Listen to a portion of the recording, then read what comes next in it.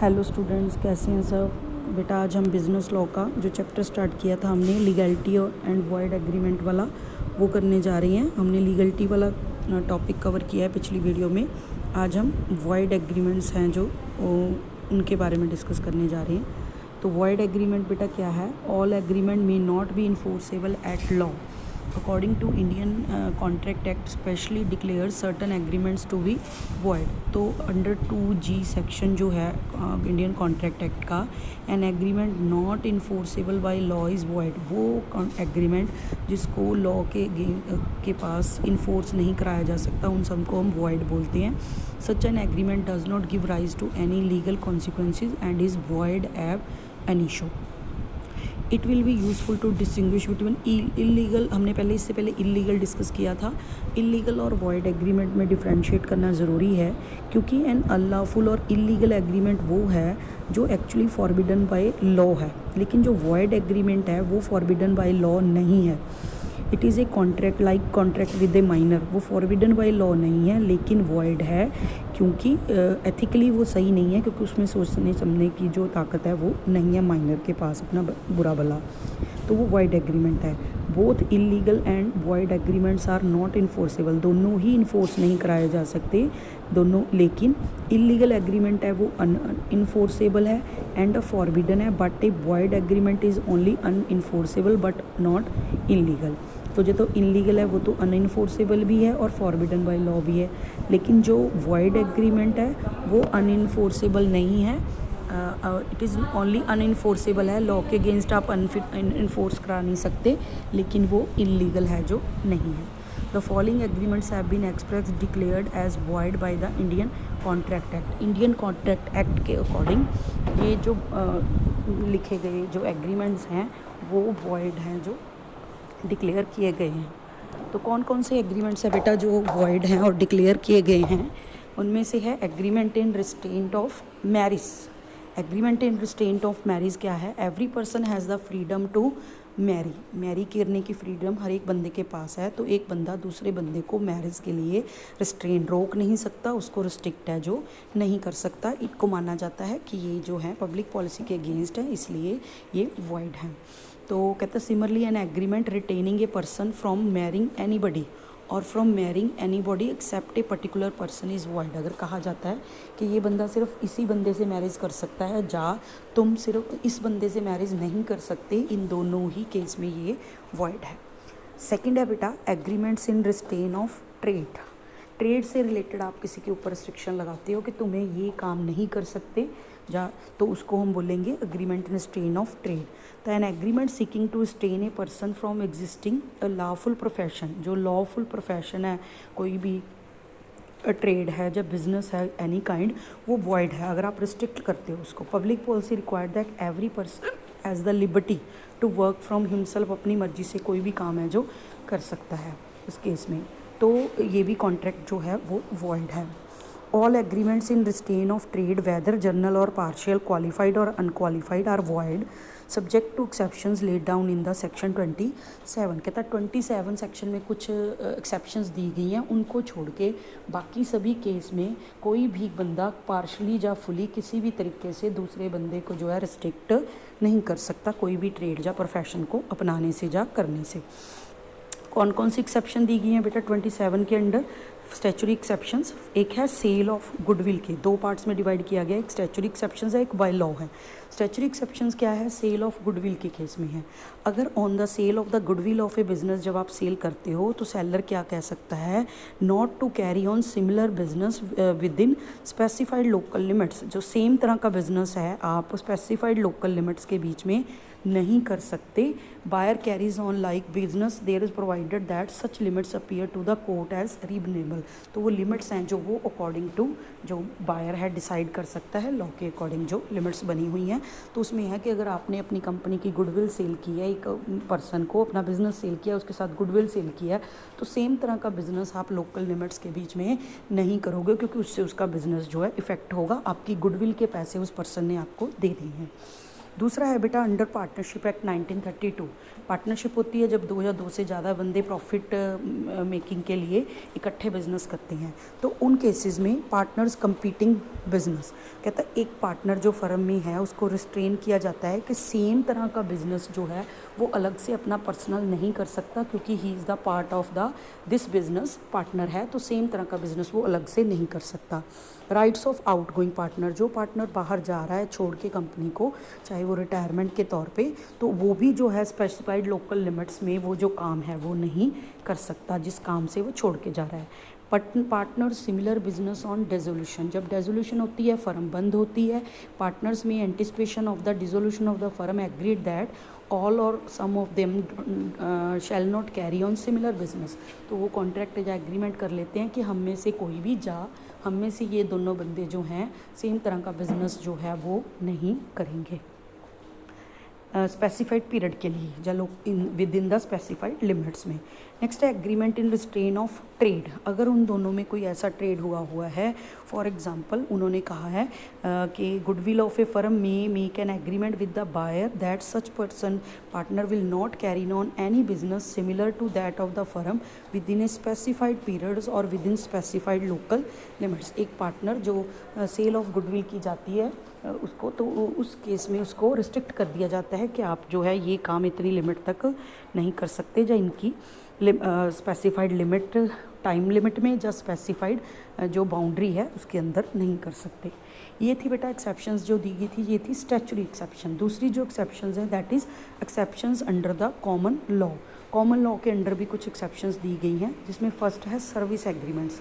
Service agreement में क्या है कि ड्यूरिंग एम्प्लॉयमेंट अगर बंदा कोई काम कर रहा है, agreements of service often contain a clause by which the employee is prohibited from working anywhere else during the term of the agreement. अगर एक बंदा किसी के अंडर काम कर रहा है, सर्विस कर रहा है, नौकरी कर रहा है, तो उस पर एग्रीमेंट रिस्ट्रिक्शन का लगा होता है कि वो जो है उस दौरान किसी और काम को नहीं कर सकता कहीं और जगह पे। तो उसके है the employer can prevent the employees from working elsewhere during the period covered by the agreement. जितने टाइम का उनके साथ एग्रीमेंट हुआ है उस दौरान वो किसी और के पास काम है जो नहीं कर सकते। ये था सर्विस एग्रीमेंट्स। दूसरा है ट्रेड कॉम्बिनेशंस, जहाँ पे 2 फर्में या 3 फर्मों ने मिलके एग्रीमेंट कर लिया है आपस में कि वो सेम नेचर ऑफ काम कर रहे हैं पर कंबाइंड करके करेंगे, ताकि जो प्राइस लेवल कॉम्पिटिशन्स है उसको इग्नोर किया जा सके, तो ये इलीगल नहीं है। तो मैन्युफैक्चरर्स के बीच में not to sell goods below that price, वो आपस में डिसाइड कर लेते हैं कि इस प्राइस से नीचे हम नहीं बेचेंगे, तो दैट इज़ ट्रेड कॉम्बिनेशंस। उन्होंने डिसाइड किया, मान लो टेक्सटाइल इंडस्ट्री, कपड़े की सारी जा आइस फैक्ट्री है, जो उन्होंने सबने डिसाइड कर लिया है कोलैटरल होके कि इस प्राइस से नीचे हम सेल नहीं करेंगे, तो दैट इज़ ट्रेड कॉम्बिनेशन। तो उस केस में ये रूल अप्लाई नहीं होता, वहाँ रिस्ट्रिक्शन लगाई जा सकती है। थर्ड है agreement in restrain of legal proceeding. अगर कोई लीगल प्रोसीडिंग्स चल रही हैं तो उसमें भी आप कोर्ट में कोई लीगल प्रोसीडिंग चल रही हैं उस केस में, तो उसके को भी आप जो है रोक लगा सकते हो। जैसे कि an agreement which purports to oust the justification of the court is contrary to public policy and void. तो देखिए आपने, वो कहता है कि अगर आप एब्सोल्युटली किसी पर्सन को इन्फोर्स अपने राइट्स जो उसने करने हैं उसके लिए रोक लगाते हो, क्योंकि with in the limit time period उसको इन्फोर्स कराया जा सके, तो वो भी जो है वॉइड नहीं होगा।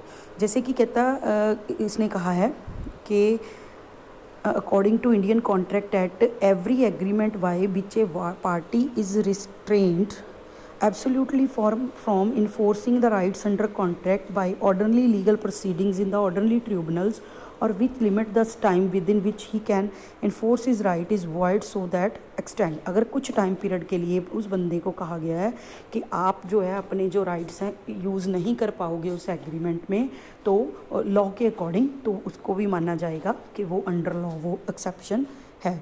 Where a servant agrees not to sue for wrongful dismissal is void under the section. कहता है एक सर्वेंट है वो एग्री हो जाता है कि मैं तुम्हारे पर केस नहीं करूँगा, तो ये क्या हो जाएगा, वॉइड है जो माना जाता है। तो it means these are the cases जहाँ लीगल प्रोसीडिंग्स की बात हो रही है, ट्रेड कॉम्बिनेशंस की बात हो रही है, सर्विस एग्रीमेंट्स की बात हो रही है, तो वहाँ पे जो आपका कॉन्ट्रैक्ट है वो वॉइड माना नहीं जाएगा, क्योंकि ये एक्सेप्शंस हैं इस रूल की। उसके बाद एक टॉपिक दे रखा है बेटा अनसर्टन एग्रीमेंट्स। तो अनसर्टन एग्रीमेंट्स क्या होते हैं बेटा, वो भी वॉइड है एक तरह, क्योंकि जिनका फ्यूचर का पता ही नहीं है, जो अनसर्टन है, जिनके बारे में आपको कोई श्योरिटी ही नहीं है, तो वो भी जो हैं वो वॉइड है। Section 29 provides that an agreement, the meaning of which is not certain or capable being made certain is void. If there is ambiguity है, जिसमें वर्डिंग है जो वो क्लियर ही नहीं किया गया, उसमें एग्जैक्ट जो है पता ही नहीं है उसकी पार्टीज़ कौन है, या एग्जैक्टली क्या काम उसमें होना है, कितना होना है, उसका प्राइस कितना होना है, तो ये सारी चीज़ें अनसर्टन है। An agreement to sell at a concessional rate is void for uncertainty. उन्हें एक एग्रीमेंट हुआ है आपस में दो बंदों के कि कंसेशनल रेट पे आपको दिया जाएगा, तो कितना कंसेशनल रेट, 5% डिस्काउंट, 2% डिस्काउंट, 100 रुपये डिस्काउंट मिलेगा, कितना डिस्काउंट, उसके बारे में कुछ भी मेंशन नहीं किया गया, तो ये अनसर्टन है। Agreements by way of wager, ये अनसर्टन एग्रीमेंट थे। एक कहा है कि एग्रीमेंट्स कैसे होते हैं, वेजर के थ्रू। Agreement by way of wagers are void, no suit will be live for recovering anything. अगर आप इसके अंदर कोई जीतते हो कोई प्राइज़, तो उसको दोबारा रिकवर दूसरा बंदा है जो नहीं कर सकता। तो वेजर का जो एग्रीमेंट है दैट इज़, आपको प्रॉफिट भी हो सकता है, लॉस भी हो सकता है, दैट डिपेंड अपॉन द, आपने बेट लगाते हैं, जैसा आप शर्त लगाते हो, उसको हम वेजरिंग का कॉन्ट्रैक्ट कहते हैं। Wager means a bet, wager as a possessive to the money or money's worth upon the determination of uncertain event। कोई फ्यूचर की अनसर्टन इवेंट होगी या नहीं होगी, उसके ऊपर डिपेंड करता है कि आपको प्रॉफिट होगा या उससे आपको लॉस होगा। तो एक पार्टी का लॉस होगा, दूसरी पार्टी को प्रॉफिट, एक का प्रॉफिट दूसरे का लॉस है, तो उनको हम वेजर बोलते हैं। A wager may be defined as an agreement to pay money और मनीज़ वर्थ। मनी की फॉर्म में आप कुछ पे करोगे, या मनी की फॉर्म में कुछ आप पे करोगे, किस पे, फ्यूचर की कोई अनसर्टन इवेंट, उस पर डिपेंड करता है कि वो होगी या नहीं होगी, उस पर डिपेंड करता है। It is a game of chance है कि एक बंदा जो है जीत भी सकता है, एक हार भी सकता है, एक की जीत दूसरे की हार है, उसको हम वेजरिंग एग्रीमेंट्स बोलते हैं। असेंशियल्स क्या हैं, प्रॉमिस होना चाहिए मनी और मनी वर्थ में पे करने का। प्रॉमिस्ड है जो कंडीशनल होना चाहिए, डिपेंड करता है किसी चीज़ के हैपन होने या ना होने पे। जो इवेंट है हैपन या ना होने की बात कर रहे हैं, वो अनसर्टन है, डिपेंड मे बी पास्ट की है, प्रेजेंट की है, या फ्यूचर की है। टू पार्टीज़ है जो होना ज़रूरी है, एक का विन है, एक लॉस है, एक का लॉस दूसरे का गेन है। There must be common intention to bet, दोनों की इंटेंशन सेम होनी चाहिए बैट के लिए, जीतने की। Party should had no interest in the, जो इवेंट की बात हो रही है होने या ना होने की, उस इवेंट में उनका कोई भी इंटरेस्ट नहीं है। फॉर एग्जांपल दो बंदे शर्त लगाते हैं कि आज बारिश होगी, वो कहता है अगर बारिश हुई तो मैं तुझे 100 रुपया दूंगा, अगर नहीं हुई तो मुझे देगा। तो बारिश होने या ना होने से उनका कोई मीनिंग नहीं है, उनको सिर्फ ये मतलब है कि अगर ये चीज़ होगी तो मैं जीत गया, अगर ना हुई तो तू जीत गया। तो उसको बारिश होने या ना होने में कोई भी इंटरेस्ट नहीं है। Effect of transaction collateral to wagers, कुछ ऐसी ट्रांजेक्शन्स होती हैं जो आपके मेन कॉन्ट्रैक्ट्स के साथ जुड़ी हुई होती हैं, तो उन पे क्या इफेक्ट बनेगा। वो कहता है all agreements by way of wager are void, they are illegal case of. Maharashtra और गुजरात में तो वेजरिंग जो है, बैटिंग करना है ही इलीगल है।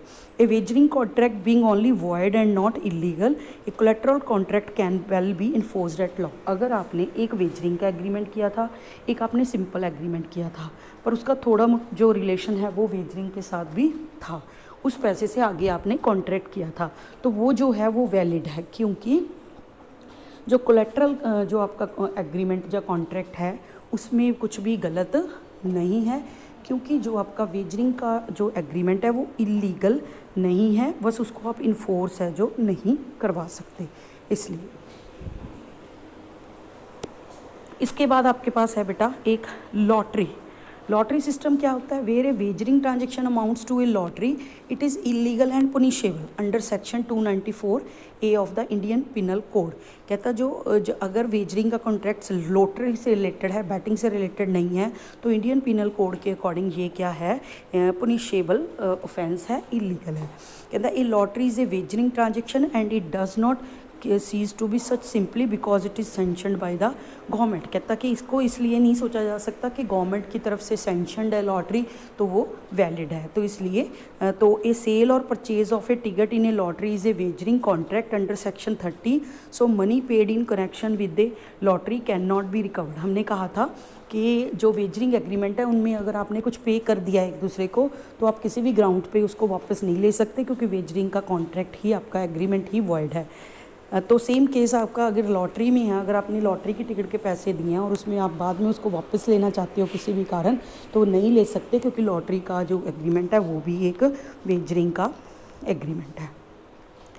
तो ये थे बेटा आपका जो टॉपिक जो आज हमने कवर किया, बिजनेस लॉ का वॉइड एग्रीमेंट्स का टॉपिक है जो, वो ये चैप्टर आपका कंप्लीट होता है। फिर मिलते हैं बेटा नेक्स्ट वीडियो में।